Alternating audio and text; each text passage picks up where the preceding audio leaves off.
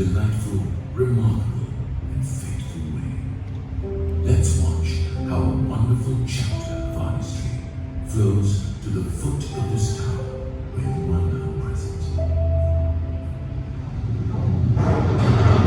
500 years ago, amidst a storm in the Indian Ocean, destiny guided the Portuguese to the enchanting shores of Lanka, a serendipitous encounter that marks a pivotal point in the history of Colombo.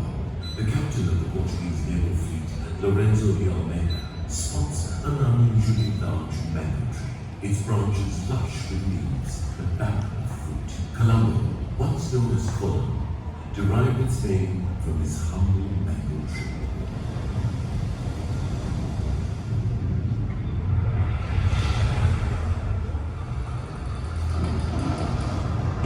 Long before the arrival of the Portuguese, Colombo was a vibrant trading city, drawing merchants from distant lands: Arab, Persian, Bengali, and Chinese.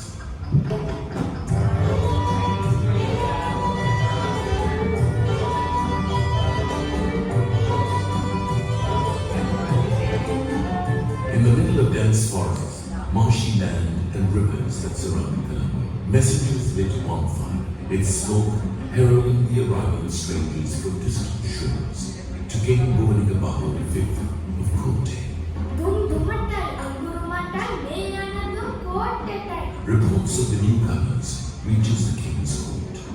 Dear Lord, a very white race, clad in iron, has landed on our shores. They are eating white rock and drinking blood, trading gold for mere trinkets, and their firearms seem out of this world, my king.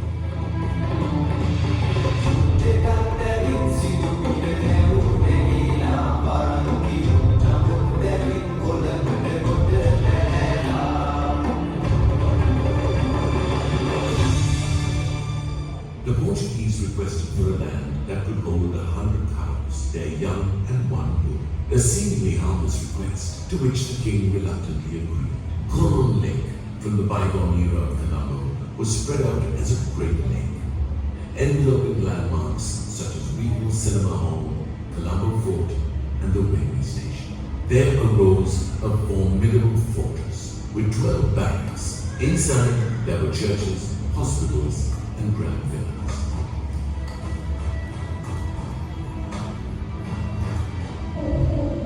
The Portuguese soon conquered Kotte.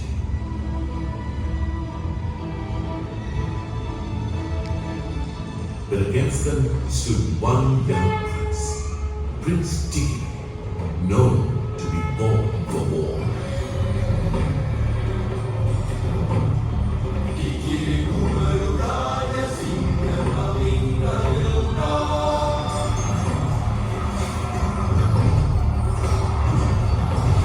The moat around the fort obstructed attacking the river, so Prince Tigre cut a canal to divert its water.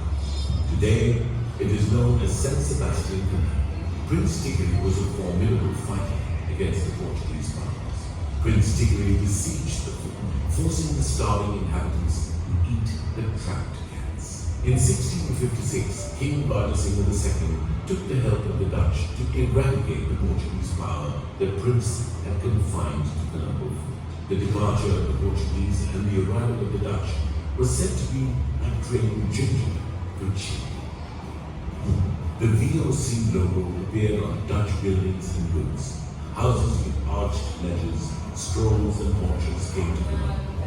The Roman Dutch law came to Sweden. At that time, a Dutch church built on grounds where wolves roamed was called Wolfenbouw. A Dutch engineer named Beer built a channel to drain the water from Colombo. Since then, Colombo Lake became Bengal. At 10 a.m. on February 16, 1796, the Dutch flag lowered for the last time over Colombo, marking the end of 140 years of Dutch dominion. In a symbolic gesture of surrender, the Dutch surrendered their arms to the incoming British forces in a site just meters away from Roman State. With the signing of the Camden Convention in 1815, the entirety of Sri Lanka fell Colombo emerged as the nerve center of Colombo. In the same year, King Sri Vikramaditya, the ruler of Kandy, was captured at Bormuri in central Kandy and brought to Colombo. Till he was sent to Vellore in India, he was housed in a Dutch officer's residence. Venkatarangana, the Indian wife of the king, stayed in a mansion in Manipur. The place where the queen went down to the Vera Lake to go to Mandana stood the Portuguese gunpowder building. The water in Colombo was brackish that day. The best water was at Captain's Garden, a place a few meters away from me. This water was distributed to the whole of Colombo. Sri Kailavathanathan Temple, the oldest Hindu temple in Colombo, is also located on this wonderful land. The queen who was taking Mandana had new clothes soon. Her famous painting, drawn by a painter named Danny, was drawn as she sat by the Vera Lake. The British, who revolutionized the country's road sector, built a road from Colombo to Mandana.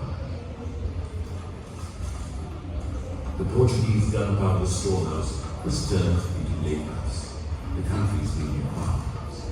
The road next to this was called Macallan Road. Today, it is called D.R. Vijayawardena Road. Mr. D.R. Vijayawardena brought the last Lankan flag from England and published in his newspaper for recognition. Inspired by this, the national flag of Sri Lanka was made. In the place where the last king was housed stood one of Sri Lanka's highest buildings, named Arka Sakari, while in the place where the queen was taken by boat, today stands the tallest building in South Asia. And amidst the throng of daily life, as a beacon of harmony and joy, a place where the threads of history weave a unique story of unity, diversity, and a resilience of Colombo and its people.